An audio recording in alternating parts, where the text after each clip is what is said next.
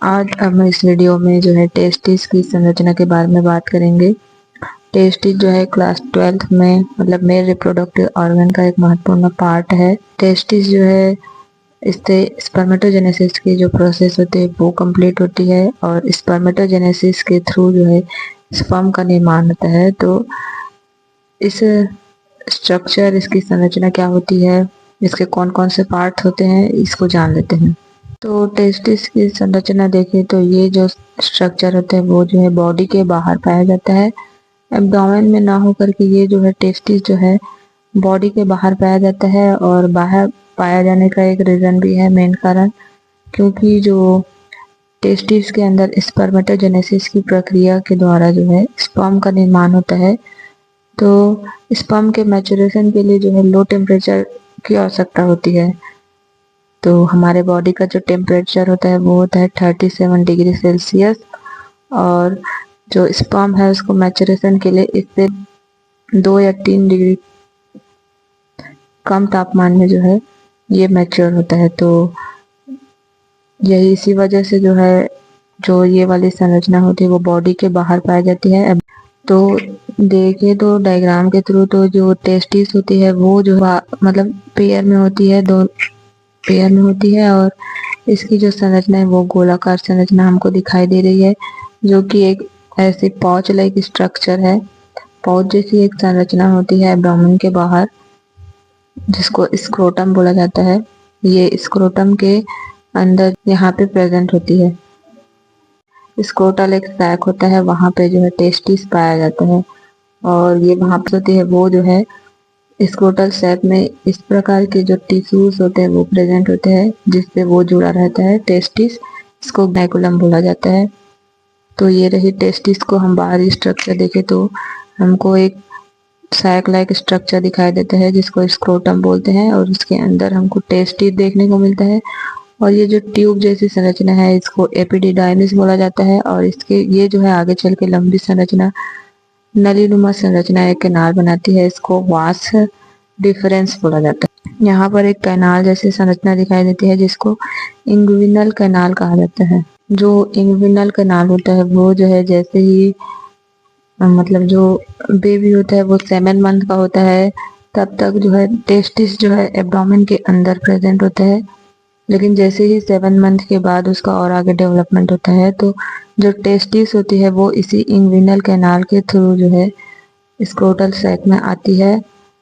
ये प्रक्रिया होगी, कई बार जो है टेस्टिस एब्डोमेन हिस्से में ही रह जाती है, जो कि एक तरह का डिसऑर्डर होता है। इसको क्रिप्टोऑर्किडिज्म कहते हैं। अब जो हमने टेस्टिस का बाहरी संरचना देख लिया, अब उसका एक जो है इंटरनल इसका एक सेक्शन काट के देखते हैं कि आगे कौन कौन सी संरचना दिखाई देती है। यहाँ पर हम एक टेस्टिस का जो है एक सेक्शन कटिंग करके देख रहे हैं कि उसके अंदर कौन कौन सी संरचना पाई जाती है। तो सबसे जो बाहर पाई जाती है ये वाली संरचना है, इसको बोला जाता है ट्यूनिका वेजाइनलिस। जो बाहर सबसे आउटर जो लेयर होती है वो होती है ट्यूनिका वेजाइनलिस, जिसके अंदर जो है कैविटी पाया जाता है, और इसका एक पेराइटल लेयर बाहर वाला जो लेयर है और एक विसरल लेयर होता है, इसके अंदर कैविटी पाई जाती है।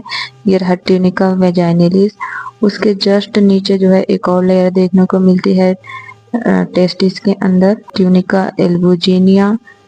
ट्यूनिका एल्बुजिनिया के जस्ट और नीचे एक और लेयर देखने को मिलती है जिसको ट्यूनिका वेस्कुलोसा कहा जाता है। इस तरह से जो टेस्टिस होते हैं उसमें 3 लेयर देखने को मिलती है।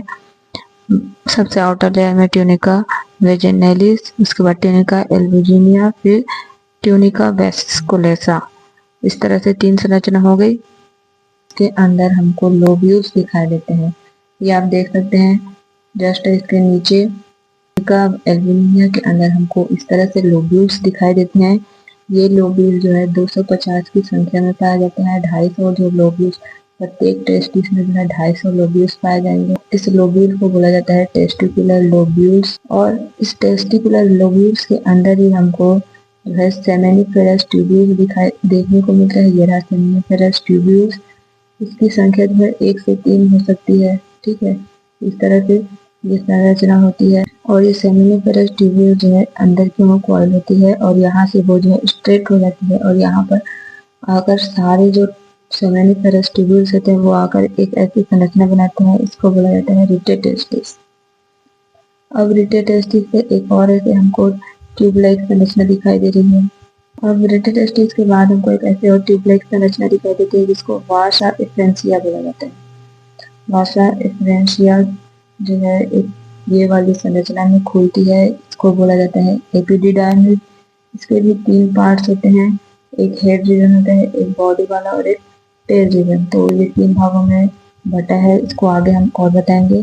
इसी तरह से सेमेनिफेरस ट्यूब्यूल्स में भी 2 सेल्स होते हैं, एक जो और इसके क्या क्या महत्वपूर्ण कार्य है ये भी जानेंगे। तो ये जो एपिडिडाइमिस है वो जो है आगे जाकर के किसका निर्माण करता है, वास डिफरेंस का निर्माण करता है। तो जो एपिडिडाइमिस होता है वो वास डिफरेंशिया और वासा डिफरेंशिया और वास डिफरेंस को कनेक्ट करने का काम कर रहा है, और इसके अंदर ही जो है स्पर्म जो है मैच्योर होता है और यहाँ से होकर जो है वास डिफरेंस के थ्रू जो है ये एब्डोमेन रीजन में जाता है। तो इस तरह से ये टेस्टिस की संरचना हो गई। जो टेस्टिस होता है वो जो है इसके अंदर के सेमेनिफेरस ट्यूब्यूल्स जो है आपस में मिल करके इस तरह से रेटिटेस्टिस बनाते हैं और यहाँ से ट्यूब लाइक संरचना बनाते हैं जिसको वासा एफ्रेंसिया बोलते हैं। ये जो है एपिडिडाइमिस में खुलती है और एपिडिडाइमिस जो है 3 पार्ट में डिवाइड रहता है। इसमें पहला इसका ऊपर वाला रीजन जो है हेड पार्ट कहलाता है जिसको कैपोड बोलते हैं। उसके नीचे जो है उसकी बॉडी बोला जाता है, एपिडिडाइमिस की बॉडी उसको कार्पस बोला जाता है और उसका टेल रीजन को कॉर्डा बोला जाता है। और ये वाला भाग जो है आगे चल करके किसका निर्माण करेगा, वासर डिफरेंस का निर्माण करेगा। टेस्टिस की संरचना के टाइम जो है सेमेनिफेरस ट्यूब्यूल्स के बारे में पढ़ा था, तो अभी देख लेते हैं कि सेमेनिफेरस ट्यूब्यूल्स के एक ये रहा सेमेनिफेरस ट्यूब्यूल्स और इसके बीच को ऐसे कट करके देखते हैं तो कैसे संरचना दिखाई देती है। ये ट्यूब्यूल्स है, उसके अंदर हमको जो है इस तरह की सेल्स दिखाई देती है, जो कि कुछ सेल्स जो है वो जो सेल्स जो है छोटी है और कुछ सेल्स जो है लंबी त्रिकोण आकार की संरचना सेल्स दिखाई देती हैं। तो ये क्या होती है इसके बारे में बात कर लेते हैं। तो जो इसमें जो है इसके चारों ओर जो है जर्माइनल एपिथेलियम की लेयर होती है। इसमें 2 तरह की सेल्स होती हैं। पहली सेल्स जो होती है जर्म सेल कहते हैं, जो कि छोटी होती है, ये वाली संरचना जर्म सेल कहलाती है।